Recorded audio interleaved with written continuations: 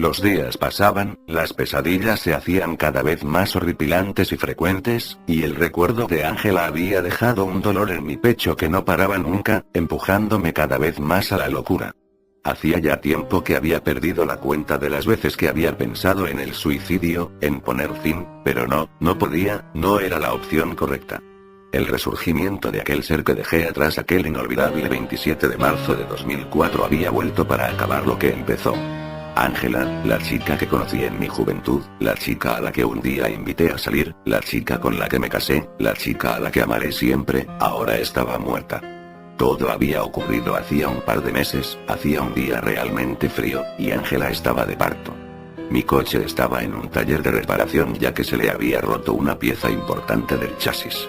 La ambulancia circulaba velozmente por la casi desierta carretera en medio de la madrugada, y la cabeza me dolía muchísimo. De repente la ambulancia dio un giro muy fuerte y el vehículo volcó violentamente, haciendo que me diera un fuerte golpe en la cabeza. Desperté 2 días después, la cabeza ya no me dolía, pero según el doctor, el golpe que me di casi me mató. Había tenido suerte, pero Ángela, y el bebé que íbamos a tener, no la tuvieron. El golpe me afectó mucho, me provocó una leve amnesia, lo que me hizo olvidar quién era Ángela, y quién era yo. Cuando ya recordé todo, pregunté al doctor qué había ocurrido. La noticia de la muerte de Ángela y de mi hija me dejó destrozado, casi al borde del suicidio, pero como dije antes, esa no era la opción correcta. Leí la declaración de los hechos del conductor de la ambulancia, en la que contaba que tuvo que dar un volantazo debido a que vio una extraña figura en la carretera que le obligó a esquivarla. Aquel tipo aún seguía ingresado en el hospital, por lo que intrigado corrí a su habitación a preguntarle qué vio. Cuando llegué allí encontré al conductor con la caja torácica mutilada y un pentáculo marcado sobre su frente. En un principio no quise pensar en ello, pero al final supe que quien había hecho esto era el mismo que intentó matarme en Doom 3 Hell's Edition. El pasado se convirtió en el presente, la pesadilla había regresado, ahora que volvía a estar solo. El hospital estaba completamente vacío, todas las personas, doctores, enfermeras, pacientes, todos se habían esfumado, dejándome a la intemperie en aquel tétrico lugar. Salí al exterior, el cielo oscuro de la noche se había vuelto rojizo, y su presencia iluminaba la calle con una ligera penumbra. Poco a poco, vi que los edificios que había a ambos lados de la calle se iban volviendo cada vez más anormales, llegando incluso a no tener ni puertas ni ventanas en ningún lado. Llegué al final de la calle, donde un enorme muro de ladrillo no me dejaba continuar. Cuando me di la vuelta vi que estaba completamente rodeado por 4 paredes en lo que parecía ser una gran extensión del terreno. De repente empecé a sangrar abundantemente por la herida de la cabeza a la vez que una fuerte jaqueca se apoderaba de mí. No recuerdo bien qué pasó después, pero me desmayé. Me desperté en la habitación del hospital del conductor de ambulancia, el doctor que me había atendido antes me despertó y me preguntó si sabía qué había pasado allí. Negué con la cabeza y, justo en ese momento, llegó la policía. Me llevaron a comisaría a interrogarme, puesto que ellos pensaban que yo tenía algo que ver con la muerte del conductor de la ambulancia. La sala de interrogatorios donde ahora estaba se volvió bastante fría, y aquellos 2 oficiales de policía se marcharon a ver si habían puesto el aire acondicionado.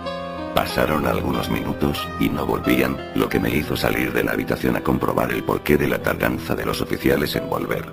Otra vez, el cielo se volvió rojizo, y junto a ello, todo el mundo volvió a desaparecer.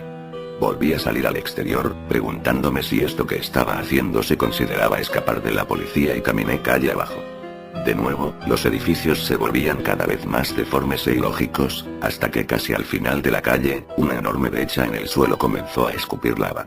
Me alejé inmediatamente del azufre, lo último que quería era acabar abrasado, y di media vuelta.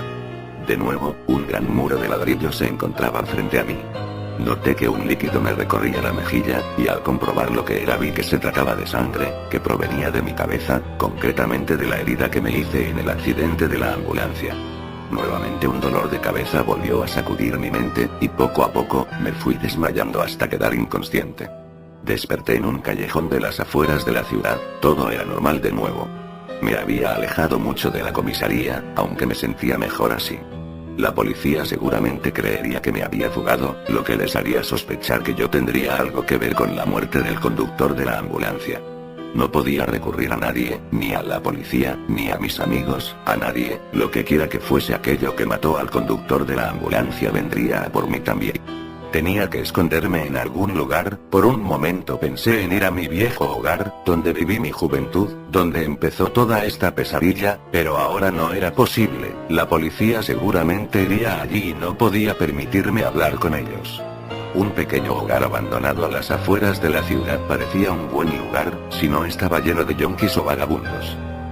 Tuve suerte, el lugar estaba tan abandonado como yo pensaba. Sin embargo, o los antiguos dueños se olvidaron llevar los electrodomésticos, o alguien se había creado su guarida allí. Estaba anocheciendo, así que sin pensármelo dos veces me quedé allí. Tuve insomnio durante toda la noche. El recuerdo de Ángela era como una astilla clavada en el centro de mi corazón, aunque, afortunadamente, la botella de whisky que encontré en uno de los armarios de la casa me ayudó a olvidar algo. Comí de una lata de conservas que encontré también junto a la botella de whisky y me dispuse a dormir un poco, aunque iba a ser difícil. Me estaba quedando dormido, cuando escuché un fuerte estruendo en la entrada de la casa.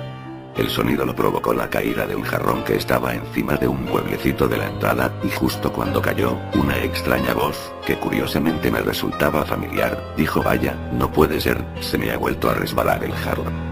La primera y última vez que había escuchado esa voz hasta ahora fue hace 9 años, y procedía de la misma criatura que intentó matarme entonces. Me dispuse a huir, pero una pared de ladrillo tapaba las ventanas, dándome la única opción de ir hacia donde estaba ese ser. Decidí esconderme detrás de un gran escritorio que había en la habitación y, justo cuando ese ser entró, salí corriendo dejándole atrás y huyendo de la casa. El exterior ofrecía nuevamente un cielo color rojizo y la ausencia total de personas, a excepción de mi querido perseguidor, que estaba tras de mí. La primera vez que le vi fue tan rápida que no pude visualizar bien su apariencia, pero ahora que caminaba hacia mí lentamente, pude observarlo con más detenimiento. Era de estatura baja, 1,5 metros más o menos. Su piel, si se le podía llamar así, era roja como el caparazón de un cangrejo, y su cabeza era exageradamente grande comparada con el resto de su flacucho cuerpo. De repente noté que no podía moverme, estaba paralizado, pero no por miedo, sino que por una fuerza misteriosa que no podía detectar. Del suelo empezaron a brotar una especie de tentáculos rojos que se enredaron en mí y comenzaron a arrastrarme tierra adentro. Volví a caer inconsciente, y desperté en medio de una montaña, en el mismo ambiente de cielo rojizo de antes. La pequeña criatura se encontraba a un par de metros de mí, observándome fijamente, sin pestañear, aunque creo que eso no tenía pestañas. La criatura dio un suspiro y me preguntó: ¿echas de menos a esa zorra?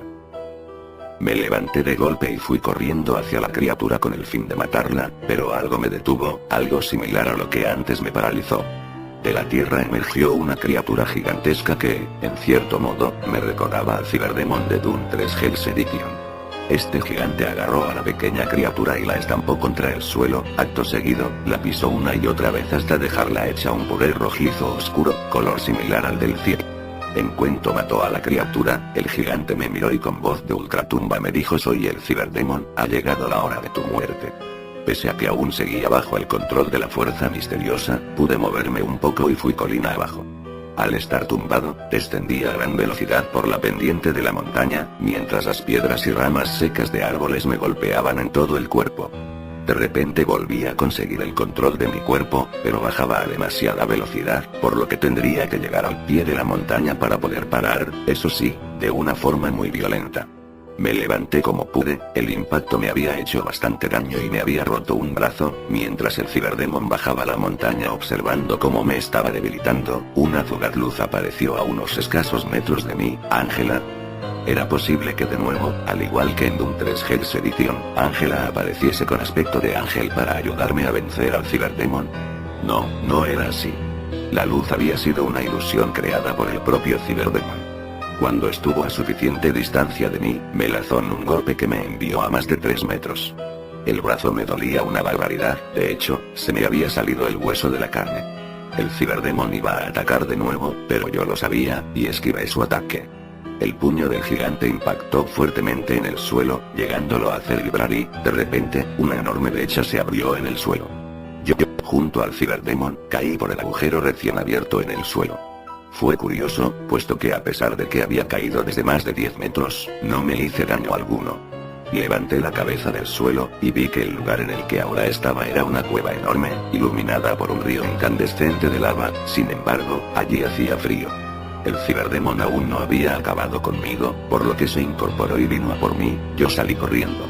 Al cabo de un rato me alcanzó, y me envió de un manotazo al fondo de la cueva. Yo estaba débil, y para colmo, el ciberdemon me agarró y empezó a zarandearme y a lanzarme contra las paredes de la cueva violentamente. Lo logró, yo estaba muerto. El ciberdemon dejó mi inerte cuerpo en el suelo de la cueva y se dispuso a marcharse. Pese a estar muerto, aún seguía allí, como un fantasma, y de repente vi un foco de luz blanca procedente del techo de la cueva. Ángela me contemplaba desde allí arriba, y sin pronunciar palabra alguna dejó caer un pequeño objeto. Mi cuerpo muerto, se empezó a elevar y salieron de él muchas luces blancas, que cuando lo dejaron, quedó completamente curado. Cuando me quise dar cuenta, había vuelto a la vida. Ángela me había salvado. Cogí el extraño objeto y pude ver que era el cubo de almas. Curioso. El ciberdemon aún no se había ido, por lo que fue tras él, y cuando estuve lo suficientemente cerca le lancé el cubo. Una especie de agujero negro se tragó al enorme ser, pero también logró llevarme a mí. Me desmayé. En ese momento desperté, en lo que parecía ser una ambulancia. No tardé en darme cuenta de que allí estaba Ángela, viva, y también estaba el conductor de la ambulancia. Me dio la impresión de haber viajado en el tiempo, y creo que así fue. Esta vez la ambulancia llegó sin problemas al hospital, y yo, después de estar esperando casi 9 horas en la sala de partos, el doctor salió y me dijo que había nacido una niña preciosa. La pequeña estaba en mis brazos, mi hija, pero había un problema, yo lo sabía. Después de estar un rato con la niña, el doctor salió de nuevo de la habitación de Ángela y me dijo: «Lo siento, señor, su mujer ha fallecido».